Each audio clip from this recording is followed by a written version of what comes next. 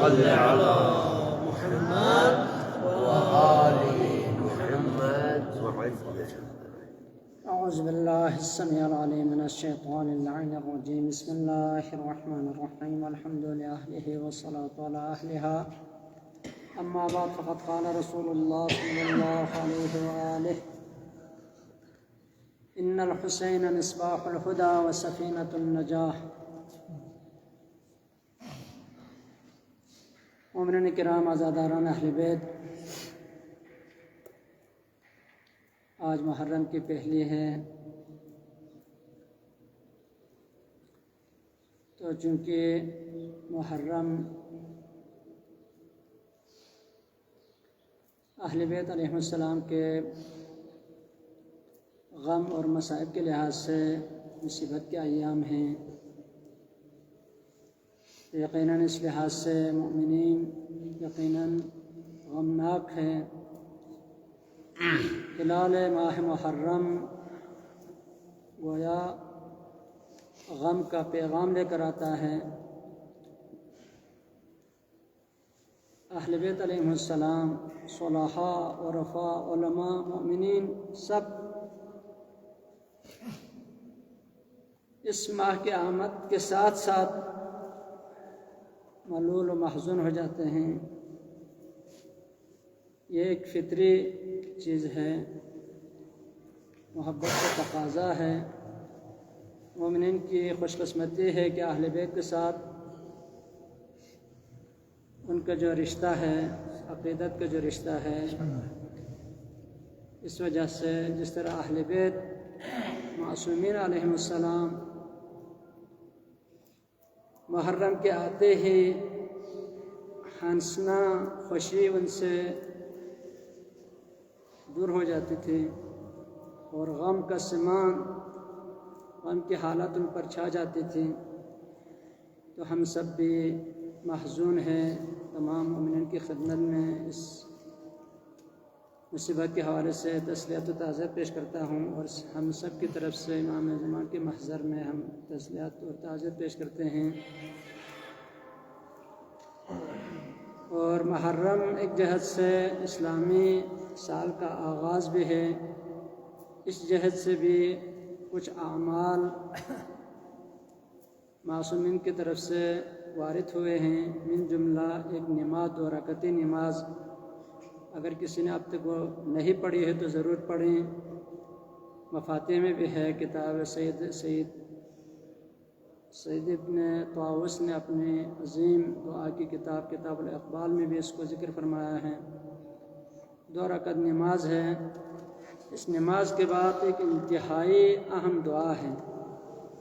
اس دعا کی ابتدا اس طرح سے ہے: اللہم انت الہ قدیم، پروردگارہ تو ابدی اور ازلی الہ ہے، معبود ہے، پروردگار ہے۔ وہذہ سنۃ جدیدہ، یہ ایک نیا سال ہے، ایک نیا سال ہے۔ فاسألک فیہا العصمۃ من الشیطان، پروردگارہ اس نئے سال میں آپ سے ہم مسئلت کرتے ہیں، ہماری دعا ہے کہ ہمیں شیطان سے محفوظ رکھیں، یعنی ایک عصمت عطا ہو ہمارے لیے شیطان سے۔ والقوۃ علی ہذہ النفس الامارۃ بالسوء، شیطان ایک دشمن ہے، اسی طرح ایک اور دشمن، بدترین دشمن انسان کے لیے اس کا نفس امارہ ہے۔ تو اہم دعا فرماتے ہیں: والقوۃ علی ہذہ النفس الامارۃ بالسوء، پروردگار اس نئے سال میں ہم دعا کرتے ہیں کہ ہمیں ایک طاقت اور قوت اور ایک غلبہ جو ہے اس ملعون دشمن پر بھی مل جائے، نفس امارہ پر ہمیں ایک غلبہ اور تسلط ہمیں حاصل ہو، اس کے ہم اسیر نہ ہوں، ہماری عقل جو ہے وہ اس پر مسلط ہو۔ اور تیسری چیز جو ہے، تیسری اہم دعا فرماتے ہیں: والاشتغال بما یقربنی الیک، پروردگارہ ہمیں ان کاموں میں مشغول و مصروف رکھ جن کاموں کے وجہ سے تیری تقرب جو ہے وہ نصیب ہو، مقربات میں سے ہو، فضول کاموں بے فائدہ کاموں میں ہم مصروف نہ رہیں۔ اس کے علاوہ اس کے بعد بھی باقی الفاظ ہیں، تو یہ 3 جملے مومنین کرام برادران ایمانی توجہ کریں۔ ہم وقت کے لیے بہت قیمت، انسان کی سب سے قیمتی چیز جو ہے وہ اس کی عمر ہے اور اس کو وقت ہے۔ ہاں جی، تو وقت کے استفادے کے لحاظ سے فرماتے ہیں کہ ابتدائی سال میں ہی انسان خدا سے یہ تقاضا کریں اور متوجہ رہیں، خود ہاں جی شیطان سے غافل نہ رہیں، اسی طرح نفس امارہ سے غافل نہ رہیں، اور ہمیشہ مقربات میں، ہمیشہ قصد قربت کے ساتھ زندگی گزاریں اور خدا کے قرب حاصل کرنے میں مشغول رہیں۔ تو ہماری یہ خوش قسمتی ہے، ہماری خوش بختی ہے، اس نئے سال کو ہم محمد آل محمد کے ذکر سے ہم آغاز کر رہے ہیں، عزاداری امام حسین کے ساتھ ہم آغاز کر رہے ہیں۔ تو یہ جو عظیم عبادت جس طرح نے میں عرض کیا کہ یہ جو عزاداری ہے، ٹھیک ہے ایک اظہار غم، اظہار مصیبت ہے، لیکن اس میں یہ ایک لحاظ سے انتہائی ایک عبادت کے ساتھ ساتھ درس ہے، ہدایت ہے، تربیت ہے، ایک لحاظ سے اعلاء حق ہے، حمایت حق ہے، مظلومین کی حمایت کا اظہار ہے، ظالمین اور خصوصاً ظالمین دشمنان اہل بیت سے اظہار برات ہے۔ تو اس بہترین عبادت سے سب انشاءاللہ ہم جب زندگی کے نئے سال کا آغاز کریں گے تو انشاءاللہ شیطان پر بھی ہم غالب آ جائیں گے، اپنے نفس امارہ پر بھی غالب آ جائیں گے، اور انشاءاللہ ہم خدا کے لحظہ بہ لحظہ خدا کے قریب تر ہو جائیں گے۔ بہرحال ہم نے ایک سلسلہ درس جو ہے وہ شروع کیا ہے بعنوان پیغام عاشوراء۔ تو آپ کی خدمت میں عرض کیا کہ اس پیغام تو بہت ہے، اس میں بہت سارے پیغامات ہیں اس واقعے میں، اس قیام امام حسین میں، نہضت حسینی میں، واقعہ عاشوراء میں، لیکن اس پیغام کو سمجھنے کے لیے، پیغام کی اہمیت کو درک کرنے کے لیے یا پیغام سے متاثر ہونے کے لیے چند چیزوں کی ضرورت ہے۔ تو ان چیزوں کی طرف بھی بندہ حقیر جو ہے بعنوان مقدمہ اشارہ کر رہا ہوں۔ ہاں جی، یقیناً پیغام ہے ہر باضمیر انسان کے لیے۔ مظلوم کربلا کی اس قربانی میں، اس قیام میں مسلمانوں سے ہٹ کر دینداروں سے ہر انسان ہے کہ ہر باضمیر انسان کے لیے درس پیغام ہے۔ اور دنیا کے بہت سارے جو آزادی خواہ لوگ تھے، ہاں جی، جب وہ آزادی حاصل کرنے کے لیے میدان میں اتر آ گئے اور مشکل ترین مرحلے میں جب وہ پھنس جاتے تھے تو وہ واقعہ عاشوراء کو یاد کرتے تھے۔ میرے خیال میں مس منڈیلا تھا، پتہ نہیں کون، مسٹر منڈیلا تھا یا کون تھا، کوئی کہہ رہا تھا کہ میں اپنی اس تحریک میں جو ہے جب حکومت نے جو ہے مجھے جیل میں ڈالا، زندان میں بہت سخت جب مجھے مرحلہ جو ہے وہ آ گیا، تو اس وقت جو ہے میں واقعہ عاشوراء کو یاد کیا اور مجھے بہت تسلی مل گئی۔ ٹھیک ہے جی، جس طرح ماشاء اللہ جوش مل آبادی نے فرمایا کہ واقعاً انسان کو بیدار تو ہو لینے دو، ہر قوم پکارے گی کہ ہمارے ہیں حسین۔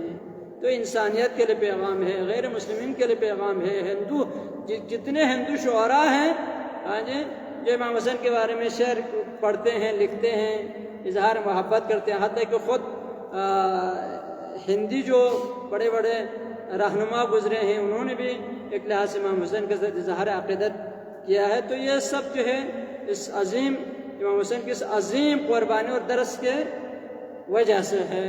تو غیر مسلمین کے لیے بھی درس ہے، تمام مسلمانوں کے لیے آج بھی مسلمانوں کے لیے درس ہے۔ امام حسین کسی خاص فرقے کا امام نہیں ہے، ہاں جی، فرقوں سے بالاتر واقعاً دین، اگر دین کو ہم دین اسلام کو سب کا ایک مشترکہ ہاں جی آئین، دستور اور دین اگر اس کا قائل ہیں، مانتے ہیں، تو اسی طرح قرآن و اہل بیت جو ہے سب کے مشترکات میں سے ہے۔ تو اس میں امام حسین کے اس قیام میں تمام مسلمانوں کے لیے پیغام ہے، وہ بھی سیاسی لحاظ سے، ہاں جی، ثقافتی لحاظ سے، عبادتی لحاظ سے، علمی لحاظ سے، ہر حوالے سے اس میں درس ہے۔ تو اس سے درس لینے کے لیے کچھ شرائط ہیں، ان شرائط میں سے یہ ہے کہ ہم زیادہ سے زیادہ امام حسین کی شناخت حاصل کریں۔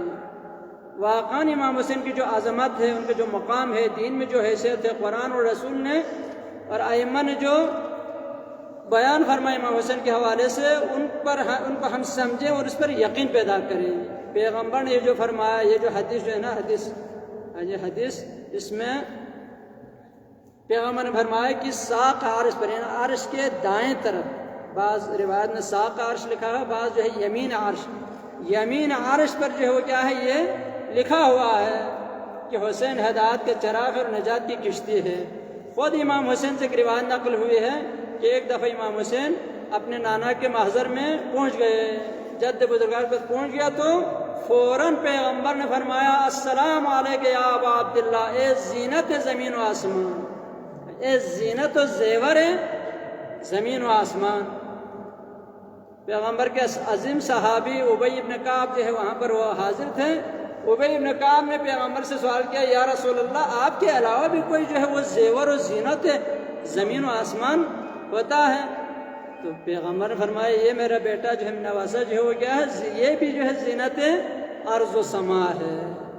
ہاں جی، تو دیکھیں واقعاً زینت ارض و سما ہے حسین، اور حسین کی شہادت پر صرف ہم جو ہے انسان ہی روئے ہیں، انسان جو ہے مومنین روئے ہیں، ملائکہ روئے ہیں، جن و انس نے فریاد کی ہے، حتیٰ کہ آسمان و زمین بقت علیہ السماوات، اور زمین اور آسمان جو ہے وہ کیا ہے، وہ روئے ہیں، ہر چیز جو ہے متاثر ہو گئے ہیں۔ تو جتنا ہم امام حسین کی عظمت کو سمجھیں گے، اسی طرح امام حسین یہ قربانی کیوں دی، کیوں امام حسین شہید ہو گئے، کس نے امام حسین کو شہید کیا، کیوں شہید کیا، جی سب کو اگر آپ سمجھیں گے، ٹھیک ہے جی، امام حسین کون ہے، کیوں جو ہے وہ شہید ہو گئے، کیوں شہادت کے لیے آمادہ ہو گئے۔ واقعہ آیا امام حسین اچانک شہید ہو گئے ہیں، یہ بھی دیکھنا ہوگا۔ دیکھیں دنیا میں ایک شہید کے لیے بہت بڑا مقام ہے۔ پیغمبر فرماتے ہیں فوق کل بر بر، ہر نیکی کے بعد ایک اور نیکی کی گنجائش رہتی ہے۔ وَأَمَّا إِذَا قُتِلَ امْرَأٌ فِي سَبِيلِ اللَّهِ، جب ایک آدمی راہ خدا میں مر جائے تو اس کے اوپر مزید اس سے بڑھ کر کوئی نیکی کی گنجائش باقی نہیں رہتی ہے۔ تو انسان کے لیے بالا ترین عظمت اور نیکی کیا ہے، وہ شہید ہونا ہے راہ خدا میں۔ امام حسین شہید نہیں ہوئے ہیں، امام حسین مستشہد ہیں۔ دیکھیں ایک آدمی جو ہے کہیں پہنچتا ہے، کوئی آدمی اچانک اس کو شہید کرتا ہے تو وہ شہید ہے، یا اس کو اس راستے میں شہید کا احتمال جام ہو جاتا ہے، وہ شہید ہوتے ہیں۔ امام حسین نے شہادت کا استقبال کیا ہے، مستشہد کہتے ہیں، شہادت سے بھی بڑھ کر شہادت کے لیے دروازہ کھولا ہے۔ وقت تعجب کی بات نہیں ہے، جب امام حسین مدینہ چھوڑ رہے تھے، اپنے جد بزرگوار نانا کے قبر پہ گئے اور الوداع کیا تو تھوڑی سی آپ کو نیند آ گئی۔ اس نیند میں آپ فرماتے ہیں کہ نانا نے فرمایا میرا حسین ان اللہ شاء یراک قتیلا، میرا نواسا حسین خدا کی اللہ کی مشیت یہ ہے کہ تجھے جو ہے وہ شہید ہوتا دیکھے، تیرا شہید ہونا خدا کی مشیت میں ہے۔ وَإِنَّ اللَّهَ شَاءَ أَن يَرَاهُنَّ سَبَايَا، تیرے ناموس کا اسیری بھی جو ہے وہ مشیت خدا میں۔ تو واقعاً امام حسین جانتے تھے کہ اس قیام میں اور اس انقلاب کا جو ہے نتیجہ کیا ہے۔ ایسا نہیں کہ وہ اچانک جو ہے کربلا میں پہنچنے کے بعد جو ہے وہاں پر روز عاشور یا روز تاسوعا امام حسین کو یقین ہو گیا کہ میں اب شہید ہونے والا ہوں۔ نہیں، امام حسین نے مدینہ سے نکلتے وقت بار بار آپ کے نانا نے، جب آپ نانا کے پاس آیا کرتے تھے، جاتے تھے، نانا کے سامنے جو ہے وہ کھیلا کرتے تھے، تو بار بار نانا جو ہے حسین کو پکڑ کے دامن میں اٹھا کے حسین کے حلقوم کو بوسہ دیتے تھے، جی میرے اس نواسے کا حلقوم یہاں سے ذبح ہوگا میرا بیٹا۔